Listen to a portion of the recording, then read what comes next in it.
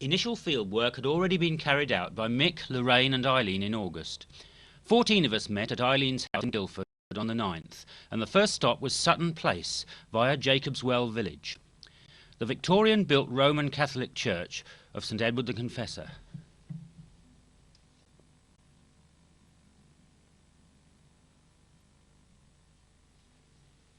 This octagonal baptistry seemed particularly powerful. The church contained display cases of the relics of various saints, as well as documents and other interesting religious objects. The church was aligned to the east of St. Edward the Confessor's Well, which is now in the churchyard. It had a dais bearing waist-high stonework, and to the west, from this corner of the churchyard, was a pleasant view, and immediately adjacent was a field containing bits of old roof tiles. The well sits on what was Manor Field, the site of Edward the Confessor's hunting lodge.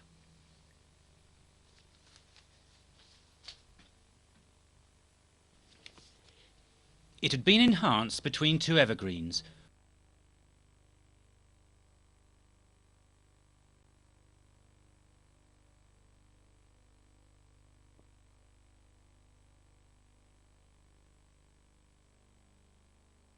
Nice, isn't it? Ruth seemed it was desolate. Lunch was taken on picnic tables, halfway up St. Catherine's Hill, south of Guildford. This was a sacred site for a long time ago in the prehistoric days, and the Celts used to call it Dragon Hall, or Dragon Hill. And there are dragon energy lines. Chris, you've been dowsing up there. Did you find any? There's one through the chapel. Okay. Two, actually, crossing the chapel. Okay. So it's been a sacred site for hundreds and hundreds and hundreds of years.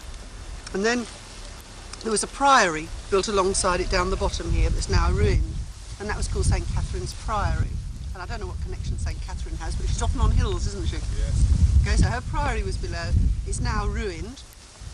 A little further off was Langton's Priory, and that belonged to Stephen Langton, who's now got a pub named after him at Friday Street. Stephen Langton. Yeah, and he was Archbishop of Canterbury, wasn't he? And apparently he was very naughty in this area. He plotted against King John. All that kind of naughty. All that naughtiness, yeah.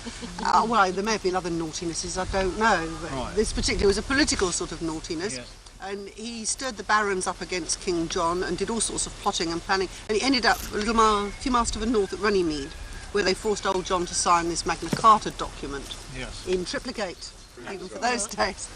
And then the Langton Priory's also fallen down, and the buildings alongside the river have got big stone walls up to protect them from commoners like us going past. And those walls are built from the stones from Langton's Priory. But to get back to the hill, was St. Catherine burned? Wheel. Well, the wheel. The wheel. It was on a wheel. Oh well, this hill seems to have a lot of associations with fire. Just here where we're sitting, there was a big house when I first came to Guildford, and it was burned down. And it was also a site where they used to have bonfires and so on. So I don't know whether that's incidental. Was it a beacon? Well, as far as I know, it wasn't a beacon hill, but it's been the site of bonfires and associated revelry. It's probably not high enough for a beacon, because there's much higher hills.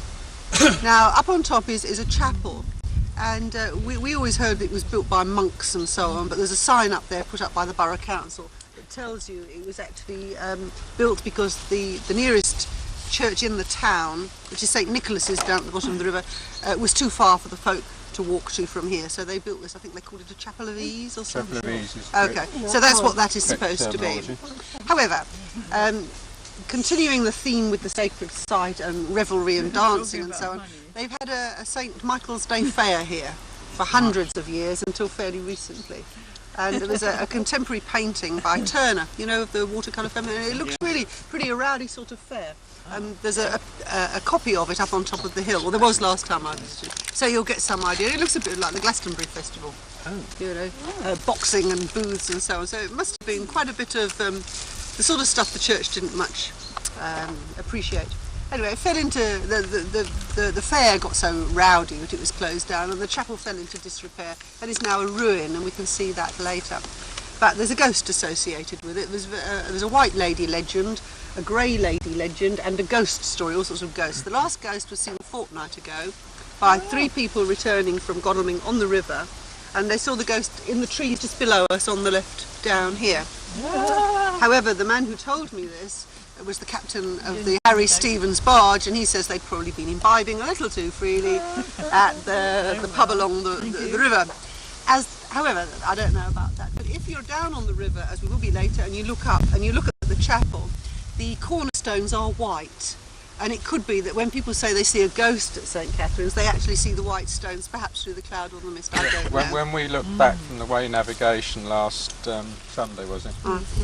I mean, there's the chapel, and there's this quite distinct sort of white piece that stands up. In the evening light, it could well look like a spectral figure. That's quite famous, isn't it, that one? Towpath one. Yes. Yes, I've heard of that one as well. That is.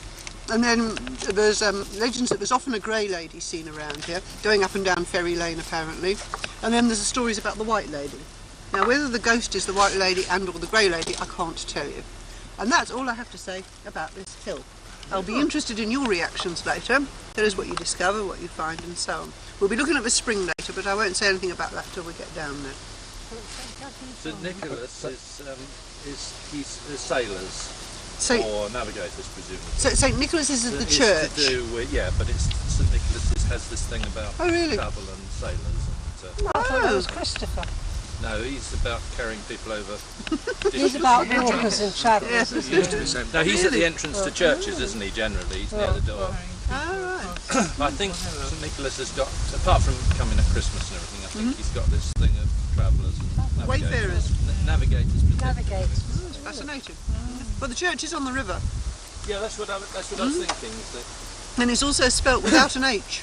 yes, well that's But the actual unforgivable. spring, the actual spring is directly below us, and you can actually sort of go through steep paths through the trees, straight down, plonk, just down. These over here in streams, the corner. the waterway that results in the spring, the water's supposed to run all the way from Farnham through the chalk hills, and it's supposed to be very clean and very beneficial for your health, and it's also claimed that it has healing properties.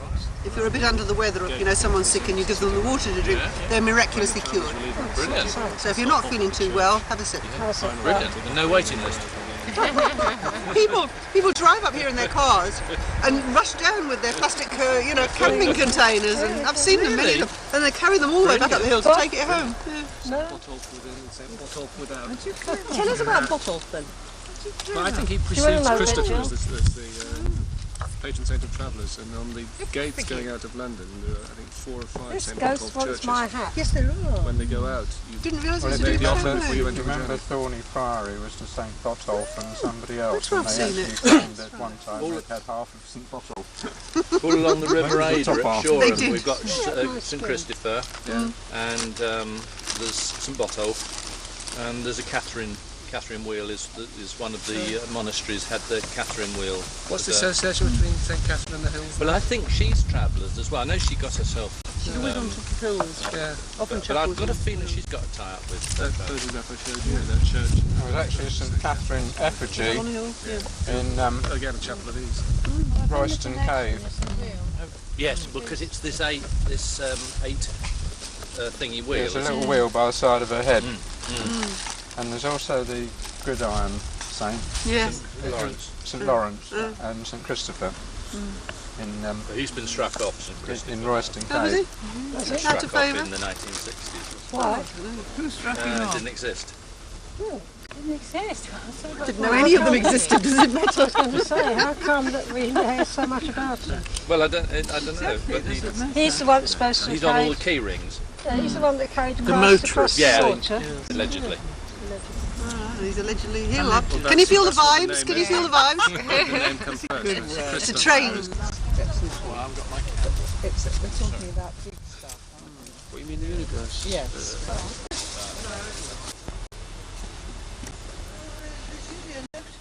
I thought she'd lost you all.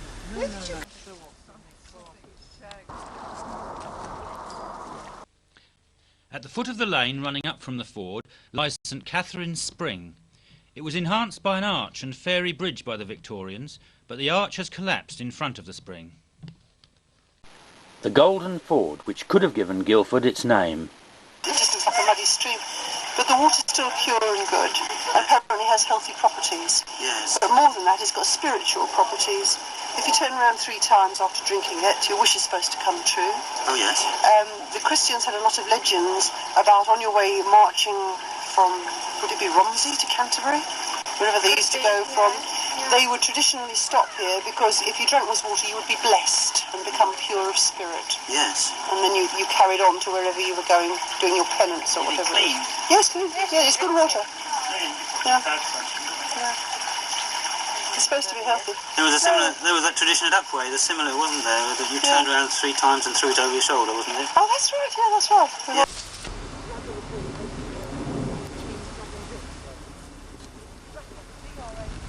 A lot more sense and than saying it's one of of course, a lot of these ley lines are to do with spiritual paths, or maybe, I mean, it depends on your stable that you come out of, but certainly if you follow it through from the South American lines, which are the sacred lines, which are to do with, you know, this point and that point. Yeah, I mean, obviously the Pilgrim's Way wasn't anything to do with ley lines because it's so jiggly, isn't it?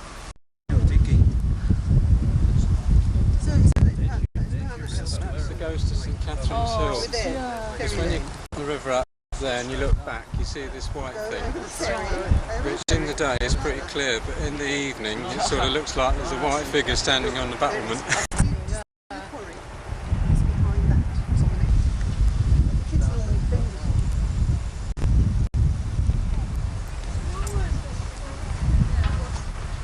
Most luxurious in Sutton.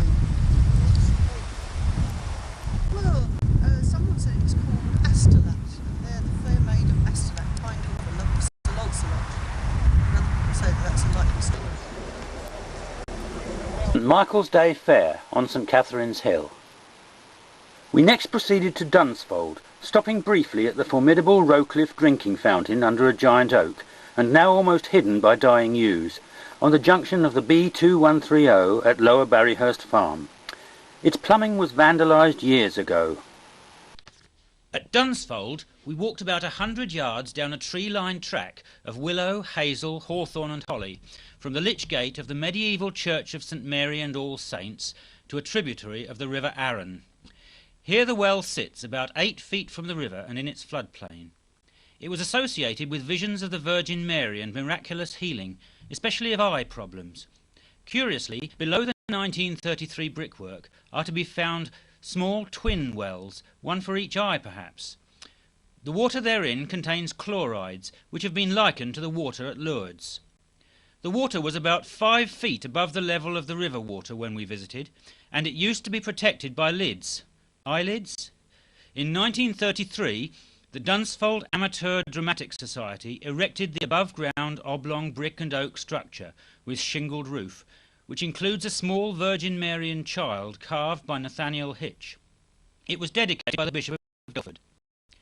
The well is overhung by a hornbeam, and with a row of mature oaks leading away across the old field boundary. A Roman road ran near the church, which has the earliest surviving benches in the country, dated to 1280, and which time congregations usually stood. In the churchyard is a 23 feet girth yew tree, which at 1,000 years is older than the 13th century church. During the Reformation, the villagers buried the church plate, which allegedly remains to be discovered. I seem to detect 2 lines going through the well.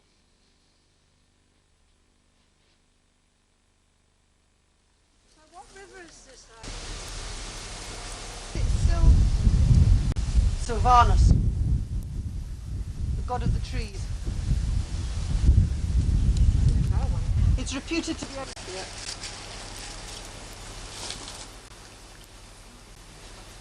See this drown. There's some others around the other corner.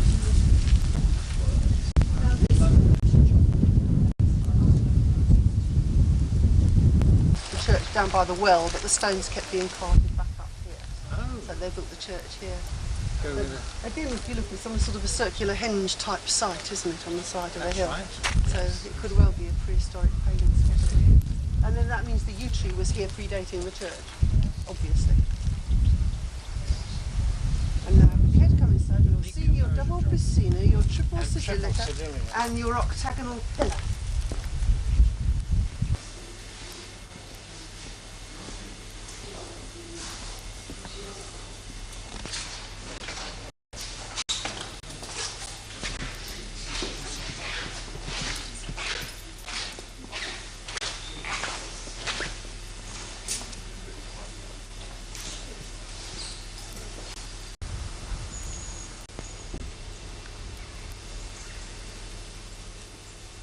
That place there, can you see that church? Before we get there, yes. Now, the public house, you park in its car park, and I think it's called the White Horse. Might be called the White Horse, and it's the would it It's be before Hascombe. Before Hascombe. And you can't see the church from the road, but that's where the swastika is, and it's on a pond, and it's not right, and that's where we're going to stop. That's the There's a next little stop. pond south of There's Hascombe. a pub called the White Horse, and it's on the main White road, Horse. and it's quite prominent. It's on a sort of a crossroads.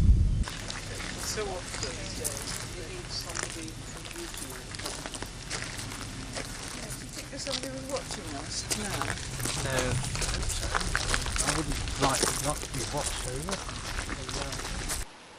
Returning, we looked at the extraordinarily decorated church at Hascombe, one of the best works of Henry Woodyer, 1864, whose Victorian wall decoration is of St. Peter netting the fishes, and the border above includes some small gold swastikas. There's an image of Buddha in Japan. It has an image of the swastika. The Greek and Roman great goddesses have them. And there's lots of artifacts from the 13th century onwards, from China to Iceland, which all have swastikas. I'll just pick a few bits out, and then you can read it all yourself if you want to read some more. It said that the four arms of the swastika represent the four seasons of the two solstices and two equinoxes, the seasonal festivals of the year for the pagans. Also the four directions, east, south, west and north, and the four elements, and the four divine guardians of the planet. Each culture that has swastikas has a different interpretation, but they're not very, very different.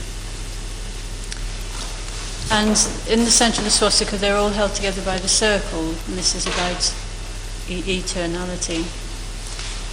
It also sometimes is used in churchyards, and before that it was used in connection with death. It was a symbol. It represented death as a return to earth and to the womb of the Great Mother, earth or sun or sea.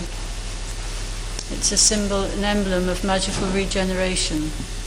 It's not anything to do with an ending, it's to do with recycling.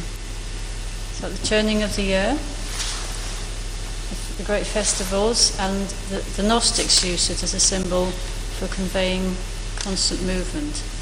Crux dissimulata, which is based on an error, because the Christians did not actually adopt the crucifix until, well, the very first use of it was in the 9th century, and they didn't really adopt it properly till the 11th century. So they didn't have that as a symbol from the beginning. So you can't bring different groups to map for the same result? So we will just see. We'll see what comes out. Oh yeah, we will, won't we? Yeah, in a few more months. In the winter, let's come in the winter, when it's frosty and so on. And let's come in the morning.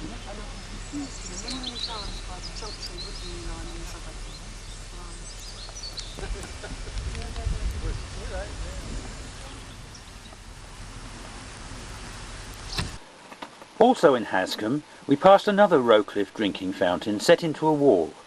This is on the famous E-line, the widest and most powerful lay yet discovered, which runs across the country from Laysdown on the Isle of Sheppey to Cape Cornwall, producing a good flow of water into a long trough. It was dedicated to the sponsor's brother.